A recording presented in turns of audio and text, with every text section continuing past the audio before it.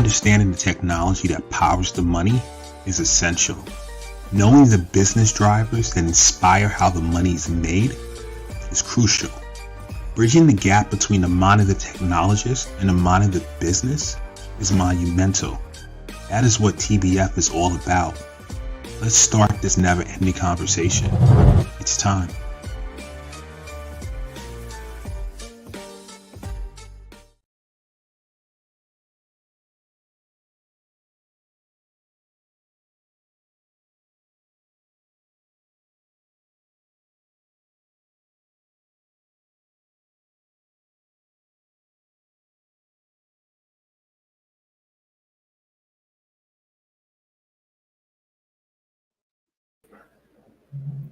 Hello, folks. We are back for another episode of the Tech Behind FinTech. I have a returning guest, great friend, call each other my BFF, known this since high school, I'm not going to talk about years. Super Recruiter Renee Small, host also of Breaking into Cyber Security podcast, and CEO of Cyber Human Capital. Renee, welcome. Hello, Namdi. I'm excited to be back. I always have a little party with myself with your music, the stream of music. So yeah, speaking of which, right? I absolutely when we were looking to create the songs, it's so funny. I gave the producer all my hip hop classics that I like. They're like, dude, let me get some music that you like. And it was like some Jay-Z in there. It was some Dr. Dre, Still Dre. It was like a couple of influences, and they came up with that. And I was like, no, that rocks. So listen, folks, today we are talking about a special topic. As everyone knows, there has been countless thousands and thousands of layoffs happening in the industry, the technology industry across the board. Some calling it a recession, some calling it on the blockchain side, crypto winter, various names for it. The results are thousands of people have been losing their jobs. The ones that are currently working are also afraid that layoffs are coming for them soon. So we've been talking about, so every time we started the show for the last few months, we started with just detailing, here are the numbers from Microsoft's layoffs to Google's layoffs to various technology firms within fintech and so forth, DocuSign, the list goes on and on. We're going to talk about some of those. So I wanted to bring on Renee, who is an HR expert. We call it Cybersecurity Super Recruiter. I mean, the list goes on and on. She's helped place countless of people in roles that they love. I mean, I think I just saw you post on Instagram. Someone just sent you a bottle of tequila because they were so happy with how things turned out. So she's an expert in the space. She probably holds the record of the most guest appearances on our show over the years. So I bring her in during these times to really help us understand what's going on, and also for us to get some lessons on what we can do, what the audiences can do, whether you are laid off and looking for work, or you're currently working and you're afraid that time is coming. How can you be prepared? So I thought that this is just a perfect time to bring Renee on and discuss. So I know normally we jump into the news, but we're going to skip that just for time purposes, and we're just going to get into the heart of the matter. We're going to reference some news articles of the current topic of what's going on regarding layoffs and so forth, but we want to really get some insight. So let's just do some housekeeping before we jump in.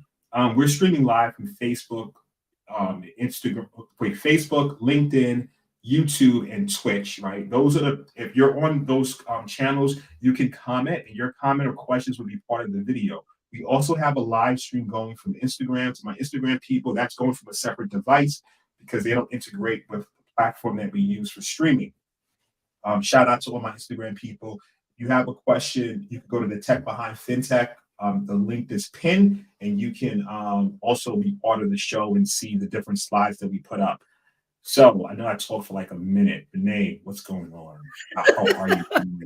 I had to do, you have to do the housekeeping stuff before we get into it, but I feel like I know how you do. I know how you do. Yeah. If you don't know, I know. So, thank you so much for having me back on. And every time I come on, I feel like I need to be on more. Just talking about all the different things that are happening in the industry. And I know like I can't get my because my life is so wild and crazy, it's hard to schedule to have like a set time to talk about these things because they are obviously very important. And right now it's happening. I feel like it's in a little bit of flashing back to 2008 with some of these tech layoffs and just layoffs in general. So I will jump into, I feel like did you and I do a podcast at some point in time that talks about recession proofing your career? Yeah, no, we absolutely did.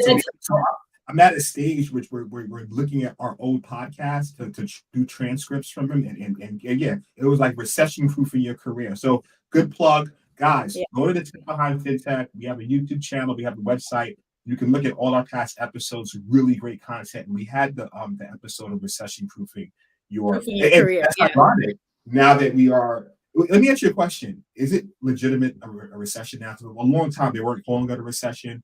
Is it legitimate? They still don't. The powers that be, I don't think are calling it a recession, but it feels very much like 2008 to me. So, I mean, the recession proofing show, right? It was in preparation for the recession. So I'm thinking, I mean, let's look at this real quick, right? Here are some numbers, right? Every week, it's more and more layoffs. DocuSign, 680 people laid off. Pico Interactive, 400 people. The Real, 230. Let's skim down. Wix, 370. Some other names here. Betterment, 28 people. There's definitely so. Like, I'm thinking it's well, this is a good. I love this visual, and I don't know if people know about this website. You may want to share like where you're getting this data. Layoffs.com. Yeah, layoffs. Is it layoffs? Ohio. No, it's layoffs.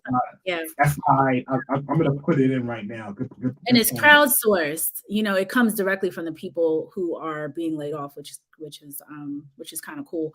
But what I've learned from being from these layoffs, from the ones that I'm hearing about,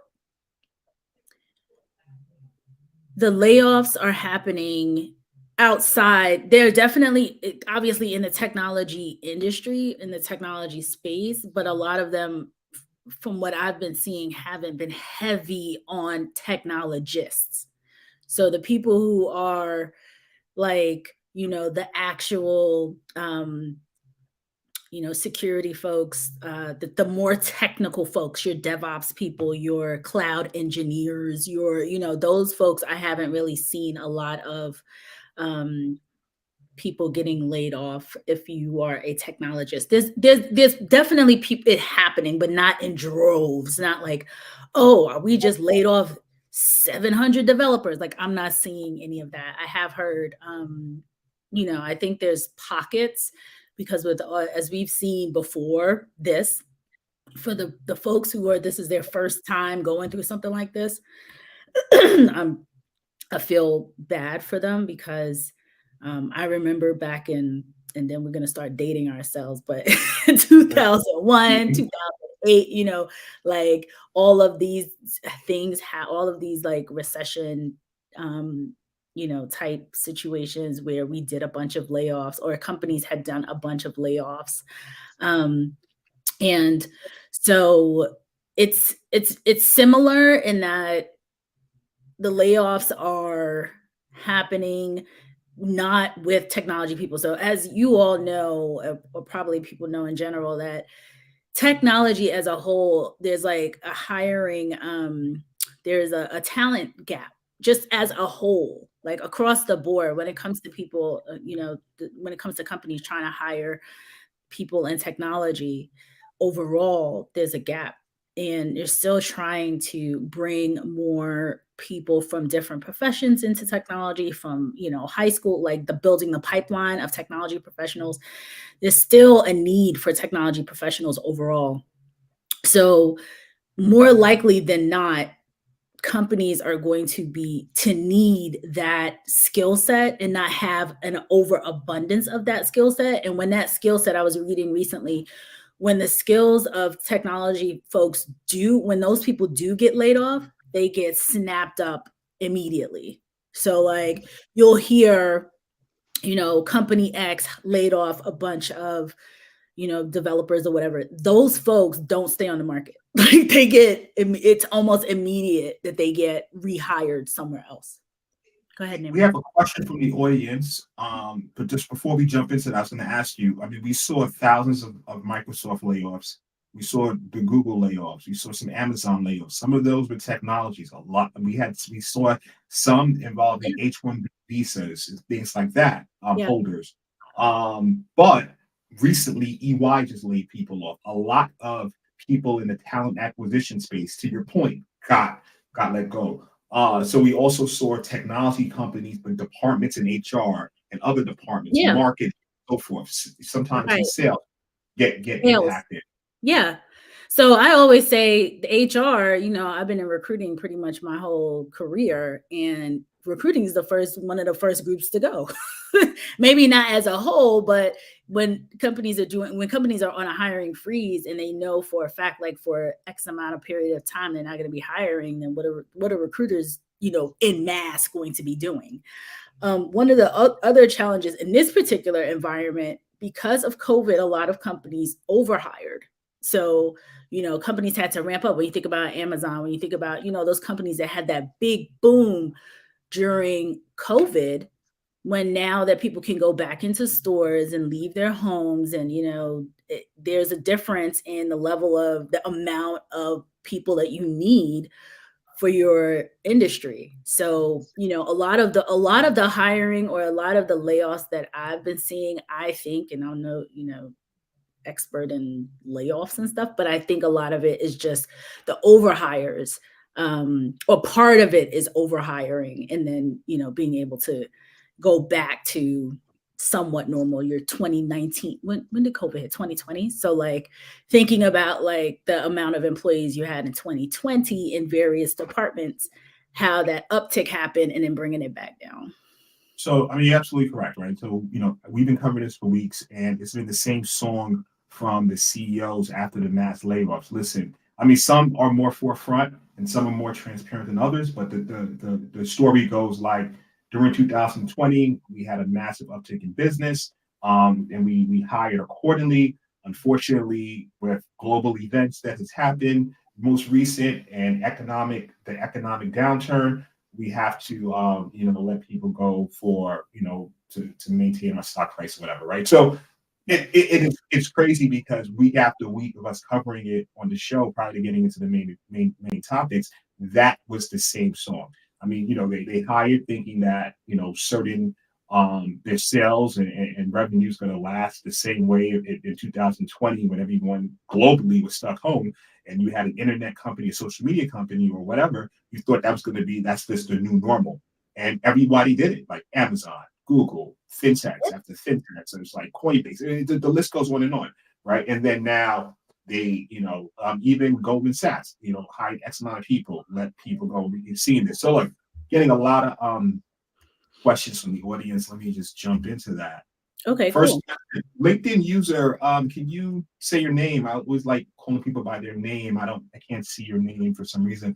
So Renee, what are your thoughts on upping the freelance game?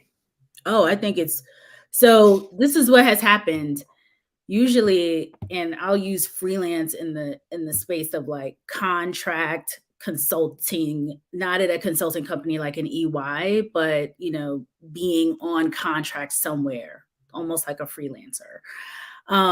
That's exactly what happens during the last few downturns. So typically, whereas a recruitment company like mine will get requests for full-time employees, when the economic downturn happens, we get requests for contractors. So when the layoffs happen, and in a standard, not an overhire type of situation, but in a situation where, let's say, for example, back in 2008, when layoffs happened, you still have the business still has to run. Like you still have to continue to do what it is that you've been doing, and they will lay off full-time people, but then hire back contractors that have the same skill sets.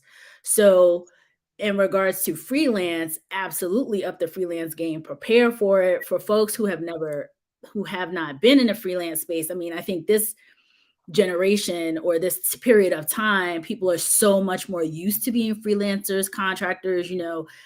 20 years ago, 15 years ago, it happened in technology, but not as much and not as soon, like meaning earlier on in people's careers. So back when I started recruiting years and years ago, you would have folks that wouldn't even understand. Like if you come out of college, you think, okay, I'm looking for a job. It's paying 50,000, whatever the number was at the time. And, I got a paycheck once at the end of the week. There was no, there was often people didn't realize that you had these other opportunities where you could be a freelancer. I say that with air quotes, meaning contractor.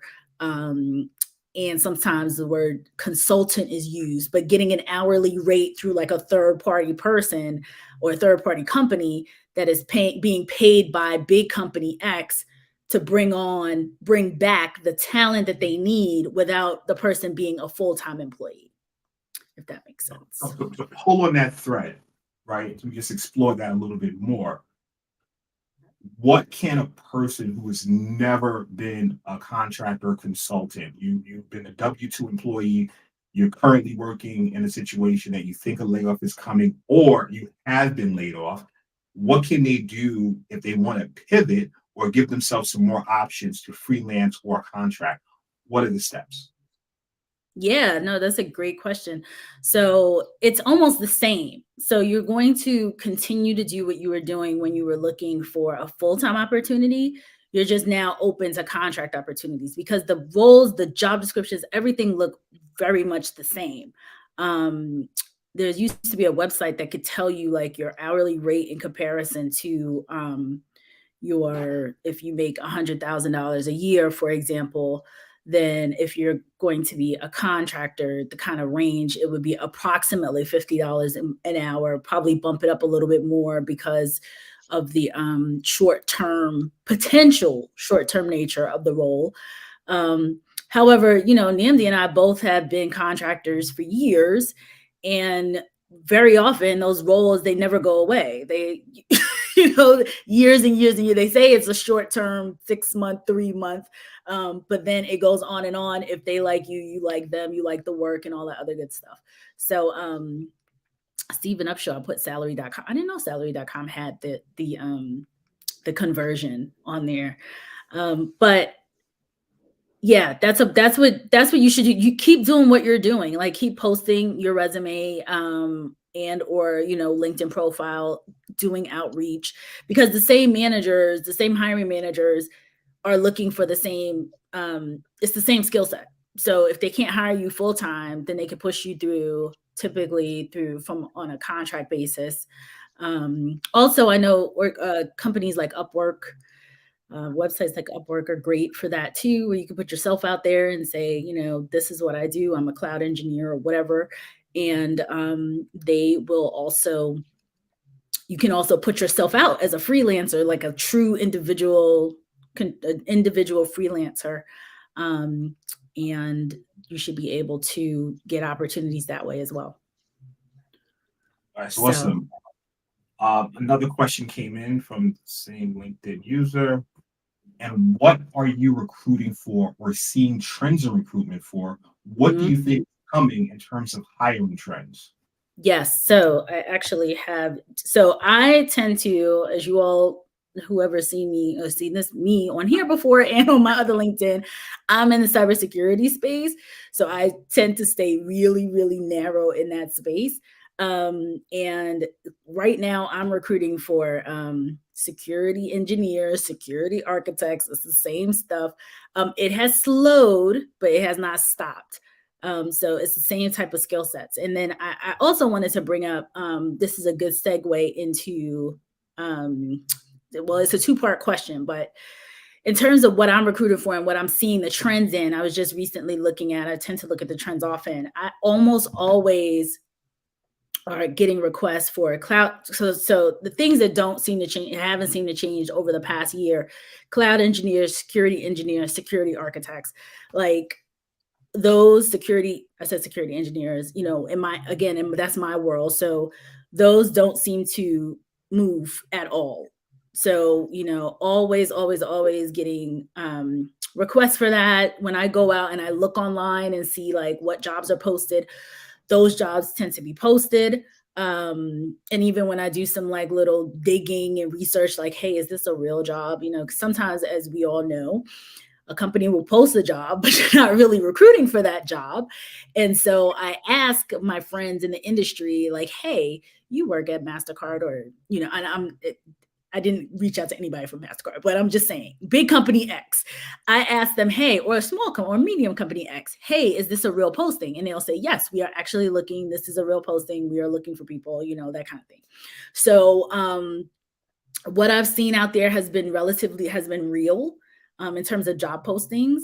And in my world, like I said, security architects and security engineers folks are still hiring. I just saw yesterday, actually, someone post a job for a security analyst. I just saw a few weeks ago somebody posting for a SOC analyst, and these were from the hiring managers directly.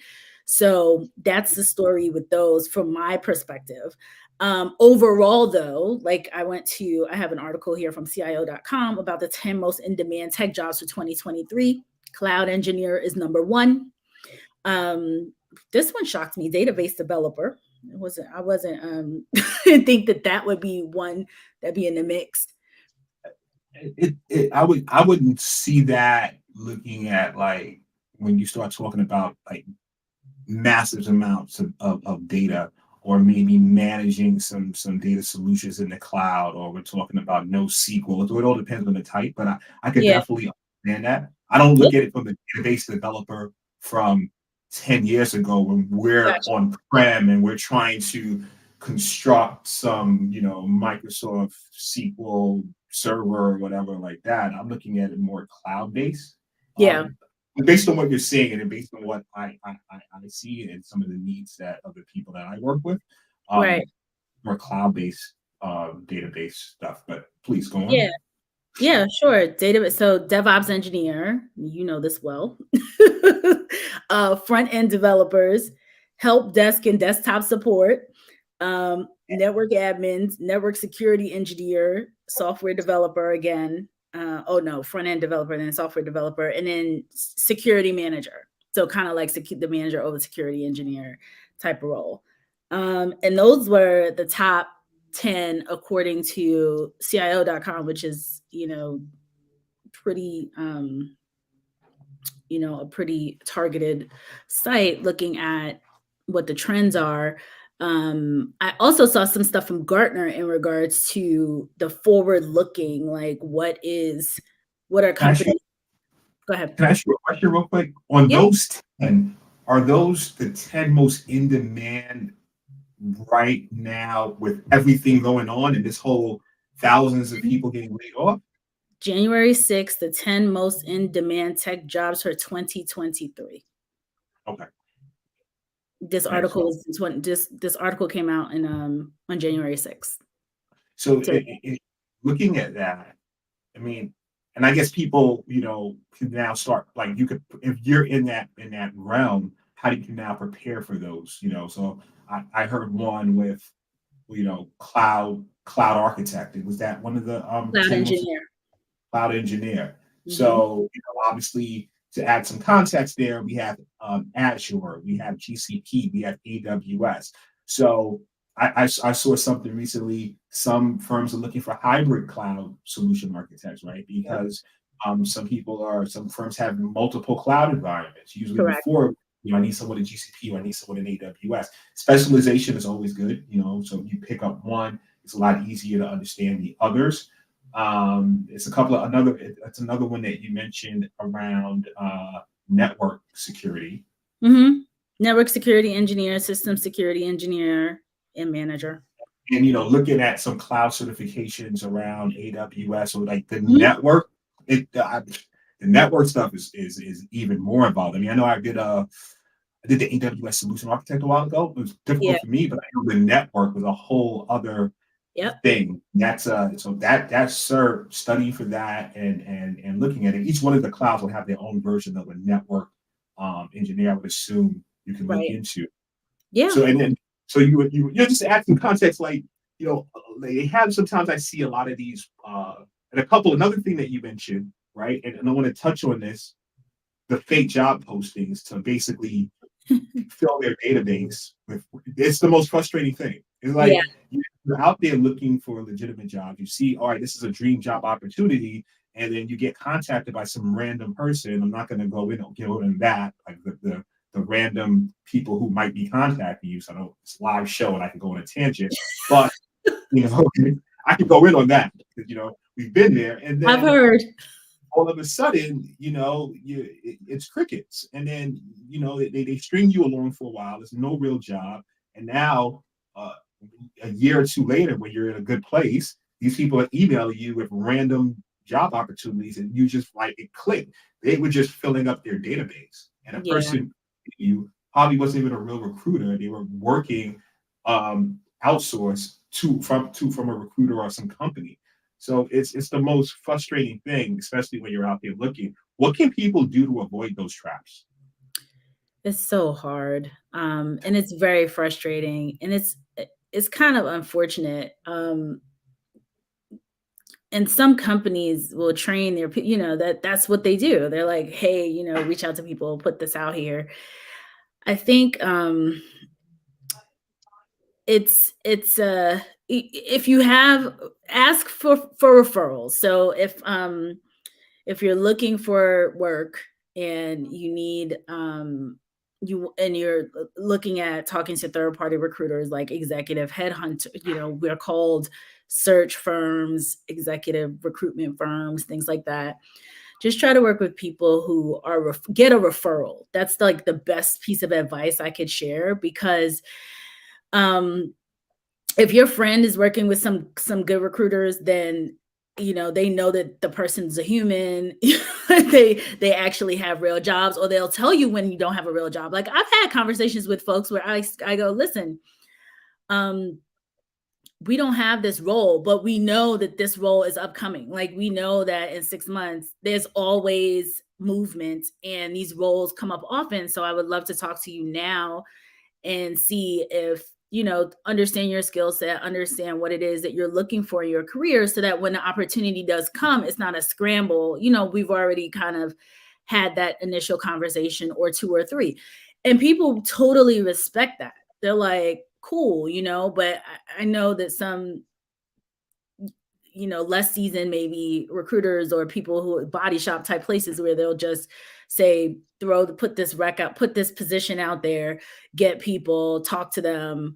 The stringing along kind of sucks, because they will string you along. And it's just hard to avoid, like, if you're literally responding to certain things. So I would just recommend getting a referral. So if Namdi has a buddy and that buddy's has some great, recruitment people that he's worked with or she's worked with, like, hey, can you refer me over, or can you give me your 3 or 4 people you've contacted or connected with, and they were a good and they either helped you get a job, or they were honest about your resume, or they tell you what was going on in the market, or whatever.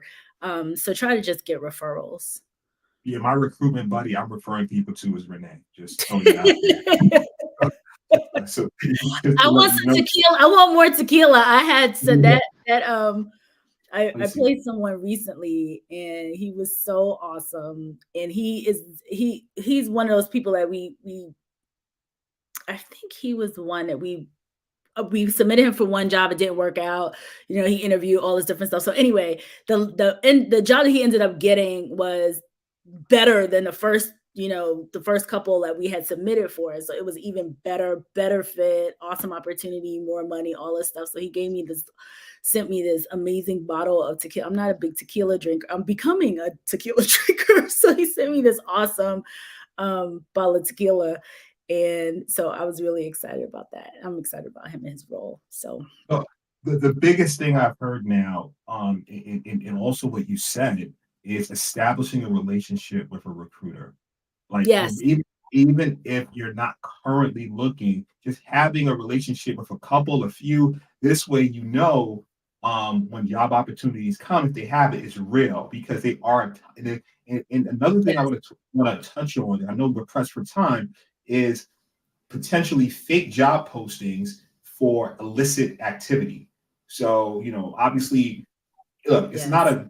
any job that seems too good to be true that you can stay at home all day in bed and all you have to do is give over some bank account and somebody. And look, I'm not going to even throw in, they're going to talk about the Nigerian prince thing. They're not going to, people can always say that. Like, somebody's going to give you this big bag of money for staying home. I'm going to throw the joke out before anybody else does it, right? Okay, listen, because I'm Nigerian. But listen, any type of, it's not real. Like, let's be realistic, right? You're not going to get this amazing opportunity just to stay at home and get a bag of money. I haven't seen anything. The people who usually go for that get scammed, and so people take But advantage. I think the sadder part is when the job looks legit, like it looks like a real, remote job.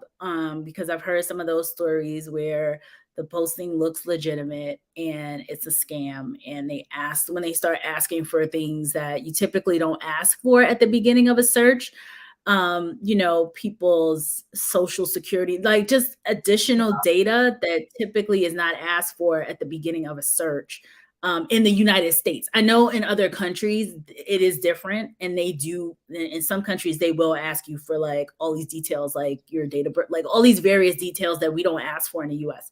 In the U.S., we're literally looking for like name, phone number, email. That's it. LinkedIn profile, like that's it, and your physical location, not your actual address. So New York City, whatever. I live in, wherever you live, Washington, D.C., or wherever. That's pretty much what we're looking for. But you have some companies that they will start to ask for more info, and that should be a big red flag. Like they shouldn't be asking you for anything. And any recruiter that's worth their weight in salt is not going to want to even take down any of that information because it's just all types of violations. Like you don't even want that data. Like I don't even want certain data. I'm happy to pass on when the client says, hey, have your person apply. Like you're applying directly into their database, directly into a secure database, and it has whatever information you're putting in. And even when think about this from an application standpoint, when you're applying to a job at any company, most of these companies have Workday is one of the applicant tracking systems. And then there's other ones obviously as well. But what do they typically ask you to do? Just put in your resume or put in, maybe your physical address. That's it. They're not asking for like a whole bunch of other information. So I saw that Steve Upshaw, you had it up that Steve, hey Steve, by the way, good to see you. That's happened to him. And I saw his other comment that said, am I being interviewed? It's a 180 since I'm usually the one doing the interviews. Yes, today I'm on the other side of the interview table. A couple of things. I know you have to take off soon. I want to get wait, let's listen to what Steve's saying. Steve's saying, I caught on by identifying the job offer was a scam from all the misspelled words and misconverted currency. So, and here's the deal, right? Those misspelled words, just from security standpoint, we found that's intentional because it's a vetting process. Hear me out. If someone's willing to bypass the misspelled words and all this other stuff, and they still go back and forth with the threat actor, that means they're a viable victim because these threat actors, they send these types of messages out to, it's a marketing game. So if I send it out to 1 million people or 100,000 people, I need to vet them. And the easiest way to vet is, are they going to bypass the obvious mistakes and still go forward? That means they're desperate. So just FYI on that. Right, so a couple of things before we leave, right? upskilling for the job of security. Like what can people do to upskill? Yeah, so some of the things that that you talked about, like we all know that the cloud is going nowhere.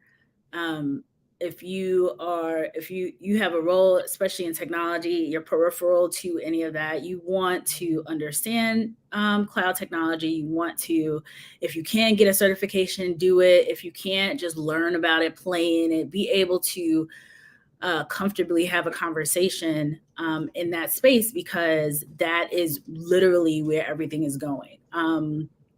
I tend to, like I said, like architects are so few and far between, and that growing into architecture is another space where anytime you're upskilling, so it's kind of looking at the landscape, seeing which stuff aligns to what you're inclined to do, because obviously you want to try to do something that you like, and that's interesting to you. So if, for example, database engineer or whatever sounds like blah, then you may want to look at some of these other hot roles. Would you want to do DevOps? Would you want to, move into that space, or move into, one of these other ones? If you're not in security, do you want to do something peripheral to security to get closer to security? You want to look at the trends, see the current skills you have now, and then see how you can get closer to what's trending, like what is going to be the next thing over the next couple of years. Because as we all know, in technology, everything changes. Like it just constantly changes. So you're going to be learning something new anyway. You might as well get ahead of it and be proactive and learn something that you think is interesting, that is trending. So, like, for example, AI, that's one of the areas, and Namdi, I have a little bit more time than I thought. So yeah, so we have companies. So another article or another white paper that I was just looking at was through Gartner, and let me see if I can pull that up. And it's around technology. Again, top 10 strategic technology trends for 2023. And this is a Gartner article, or Gartner white paper. And, some of the things they talk about is obviously AI. AI is like out of 10. So the top 10 they have here is Gartner's top strategic technology trends for 2023. Digital immune system, applied observability, AI trust, risk, and security management, industry cloud platforms, platform engineering, wireless value realization. Number 7 is super apps, 8 is adaptive AI, 9 is the metaverse, and 10 is sustainable technology. Now, I'm not going to get deep into a bunch of those because I honestly don't even know what each one is. However, what very quickly I was able to see was AI in a few different places. The metaverse that we've been talking, that folks have been talking about. So they have on a kind of like a scale of like what's coming soon, right? In 0 to 1 year. And then, later on, like in a couple of years. So you're seeing a lot of AI. So how can you, we know this is the trend. Namdi, you talked a couple weeks ago about ChatGPT, right? On your show. Did the whole demo on it. We went inside, we played with it.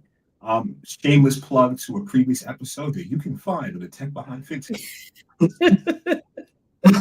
but yeah, so definitely had a show of that and went through it. ChatGPT is definitely a good So when you talk about that, I mean, it's all over the news now, ChatGPT and being banned in colleges and schools and all this other stuff. But, AI isn't going anywhere. It's only going to get more robust. So jumping on the trend, right? So seeing how can you utilize the skills that you have and use and look at the AI tools that align, that you can get more well-versed in. You want to be able to, and this will never change. Companies want people who can adapt, who can learn quickly. The technology is always changing. We know this. The stuff that we used 2 years ago, we're probably, are getting more obsolete. these phones change every year. There's a new upgrade. There's something. It's just continuous, right? So in our personal lives and in our professional lives. So you just want to you're a constant learner. If you're a technologist, you already are a constant learner because we have no choice but to be, constantly picking up new skills.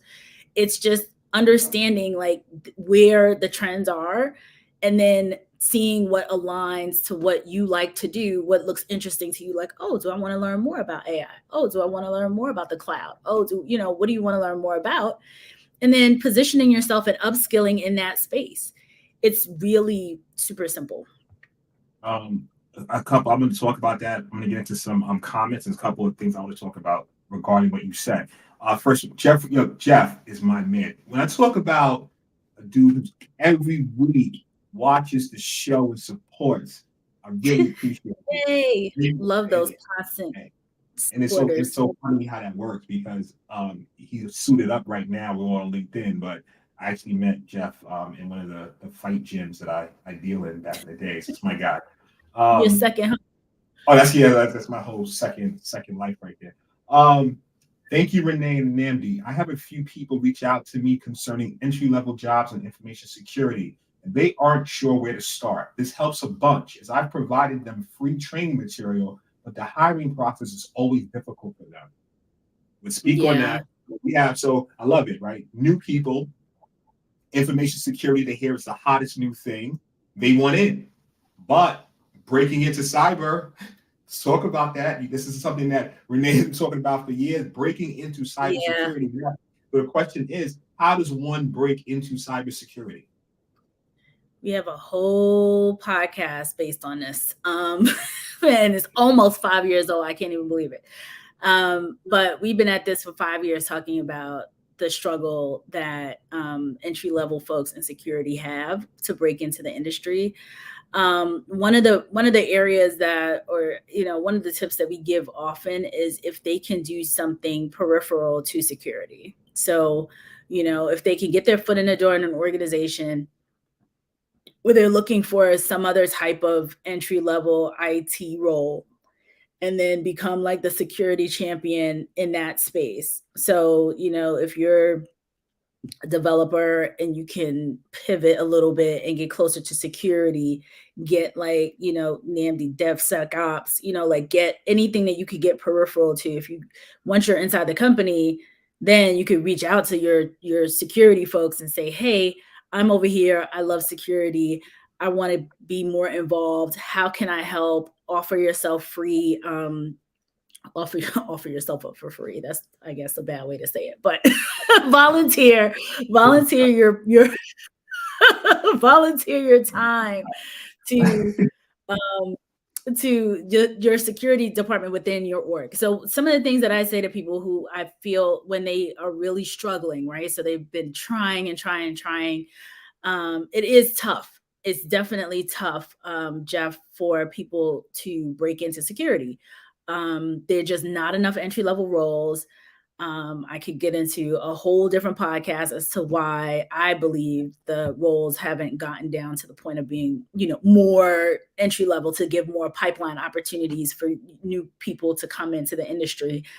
But that's here or there. Where we are is they're not enough entry level roles for the amount of people coming out who are entry level. So the next best thing is to get your foot in the door in a company that you love, that you think that is going to be a great place, hopefully somewhere in technology, and then try to get yourself as a volunteer into security somehow, some way, meaning reaching out to your security leaders, reaching out saying, look, this is what I do on the side. I do it at home. I have a degree in it. These are all the things that I've been doing in security. I want to help however I can. I'm volunteering to be the security champion. I'm doing all this stuff. And then, when an opening does come up and they are considering someone that's entry level or relatively entry level, you would be the first person because you're internal to the company. You already know the company culture. All the managers. You've been working for free. It's like the quintessential work for free type of situation, and then they bring you into a role. So that is kind of like the what we tell people as they try to break in. And I like to add some things to that, right? So a few things, great points Renee mentioned. I would also say content is king. Start a YouTube channel, start a LinkedIn channel, start posting content on security. Download Kali Linux, that's free, and you can now start actually running certain attacks and different things of that nature to learn more. Certifications, obviously there's some certifications like the CISSP that requires additional years of experience and things like that, and someone to basically in order to become a CISP, you need an existing one to vouch for you and things of that. So that may be a little bit more involved, but there's a plethora of other certifications that one can get. So you mix the certifications, you mix documenting your path, you mix posting constantly. Also, professional organizations. I was a member for a while. I'm still a member. I haven't gone as recently, but Cloud Security Alliance posts really good stuff, great people, and there's a plethora of other ones. So professional organizations, certifications, posting YouTube comments, document your journey, start picking up on some of the things that Renee mentioned. How do you get in? She mentioned help desk, different things of that nature, or existing skill sets that you may have. How do you now leverage that and add? Because listen, when you come into these roles, right, if you're 100% security is one thing, but what if you have another background or something else? You're adding more to the pot as you gain to the security skill set. Just wanted to add those things. We have some comments from your guy Steven. He has a story to tell. All right. I retired from the military in 2021 after 25 years of service. Thank you for your service, sir. I took 15 months off to upskill by earning my master's in cybersecurity and earning IT certifications, what I just said. I interviewed with 3 great companies and was offered 3 offers. I accepted an offer this month as a cloud security engineer. Congratulations. I learned so much from watching Renee's show, shameless plug, breaking into cybersecurity. Yeah, he touched on everything in that story. I love how he did it. It touched on so many different things. That's so awesome, Steven. I'm so excited for you. And for him to get the 3 roles, upskill, get the masters, that's how you do it. I mean, if you want to be a cloud security engineer, that's the path. Boom, done. And those folks get hired, like point blank, period. They get hired. That's it. So, Steven, that's awesome. He said. And aren't you looking for cloud security engineers? You're always looking for cloud security engineers. I'm always looking for security engineers and architects. I mean, it's the gift on one side for both of us that keeps on giving. Like there are always openings for those positions. I mean, they're always, managers are always looking for candidates that have those skills. That's it. It just is what it is. So, but we were talking about, I mean, the prior question was really around breaking in and entry level, and those are typically not entry level roles. So the analyst roles, the junior, the true entry level roles are harder to get into. Like Steve has years of experience in the military that's, relatable. He didn't just come in with 0. So we're talking about the true entry level, like college grads, folks with just the degree, probably without a whole bunch of other experience, and more seasoned people too. But you can, if you pivot, if you try to get something peripheral to get yourself into the organization, by the time you're in there, then you now can gain some experience. Now you have some corporate background. Now you're doing something. Then when an opportunity arises, and within the organization, then you can look to those opportunities. And I say this often because people always, or not always, I hate to say always, but people tend to dismiss internal opportunities. Like everyone very often looks externally. If you're in your company and you have these skills, you want to take a look within your company first, especially if you're in a big company, even a small company. Like small companies are great because then you can jump in doing something, like, hey, this is what I do in my free time. This is what I'm passionate about. Can I work on X? Who's turning down free work? Like, companies are like, sure. Makes sense. Yeah, it's just, but people tend to everything is like external looking. when you're in a company. Now, obviously, entry level is a little bit different because entry level, you're trying to get into anywhere. But what I would say is you may want to take your eyes off the security prize initially from an analyst perspective, from an entry level perspective, and move into looking for something, another type of role, some other peripheral role, an analyst role, doing something else versus security. To summarize it, it's chess and not checkers. So just have to be strategic with it.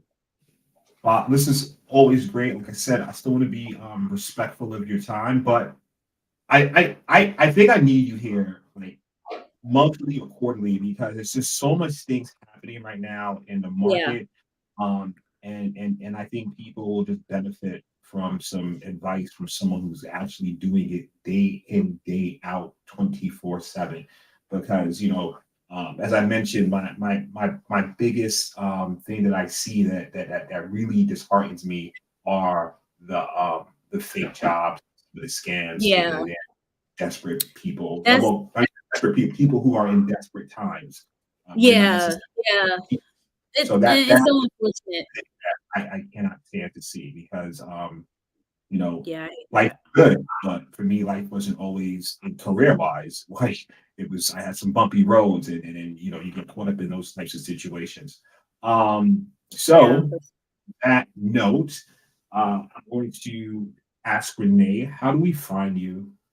Your DM's about to be popping. It's about to be like people gonna be hitting you from. It's gonna be crazy. It's what always happens. It's gonna be like, hey Renee, I'm looking for this, I'm looking for that, but it's all good. How do people find you? LinkedIn is the number one place. You can find me on LinkedIn. I'll probably start getting more active on Facebook at some point in time, but right now, LinkedIn, Renee Small, and you can reach out to me there, and I'm happy to answer questions, point people in the right direction. Almost everything that we've talked about has happened on our podcast. So very often I will point people to the podcast, especially when it's that entry, breaking into security. And the reason why we love the podcast, and I send people to the podcast often. And when I say podcast, it's our Breaking Into Cybersecurity live stream podcast, YouTube channel, all that stuff, is because you're getting the perspective of the people who are hiring, who just got hired. So we tend to interview either hiring managers who are hiring entry-level talent or the entry-level talent that just got hired. And because I don't hire entry-level talent,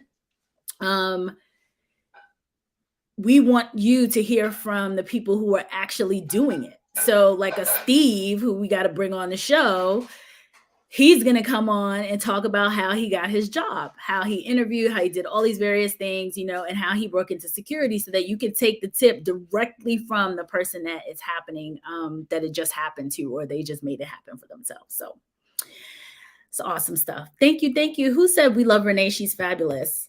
The LinkedIn, a person's a LinkedIn user. Who is this person? Let me go on LinkedIn and find them. I love you too. Like a celebrity. We love you, Renee. I love you too. Just an audience. I love you too. Totally not like you know. What's the name of your company? Cyberhuman Capital, but everyone, people know me as like Renee, Cybersecurity Super Recruiter. That's it. Just reach out, connect with me on LinkedIn. If you're a hiring manager and you need talent, especially security architects and engineers, you can call me. If you're a candidate and you need some help looking for opportunities or to be pointed in the right direction, I'll be able to point you in the right direction as well. So, awesome. Listen, folks, thanks for joining us for another episode of The Tech Behind FinTech. Every time Renee comes on, she brings all her security peeps and the breaking into cyber crowd. And, we love the viewership. And we also really appreciate you, Renee, for just giving some information during these times. I mean, I think with everything that we've been seeing in the market and the thousands of layers, I think this is information people to know. Even if you're not in security, I think some of these lessons can be applied to your particular situation. To the folks on Instagram, Brian, Jamar, Connor, I see different people here who joined. Mickey, thank you for joining. And for the people on Facebook, LinkedIn, YouTube, and Twitch, thanks for joining. And on that note, I wish everyone a brilliant weekend. I know tomorrow I'm gonna be in a jiu-jitsu tournament, so that should be very interesting. That's my other life, so that should be fun. So that's what we'll be doing with the team. And we'll catch you next week at the Tech Behind FinTech, 12 p.m. live Eastern Standard Time. Once again, thanks for joining and have a marvelous, spectacular day and weekend. Renee, as always, I'll catch you in text. Bye, everybody. Thanks for coming. Take care.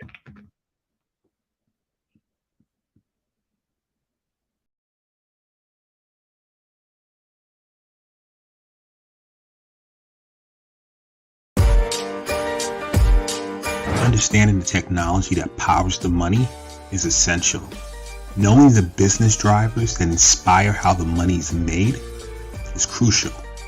Bridging the gap between the mind of the technologist and the mind of the business is monumental. That is what TBF is all about. Let's start this never-ending conversation. It's time.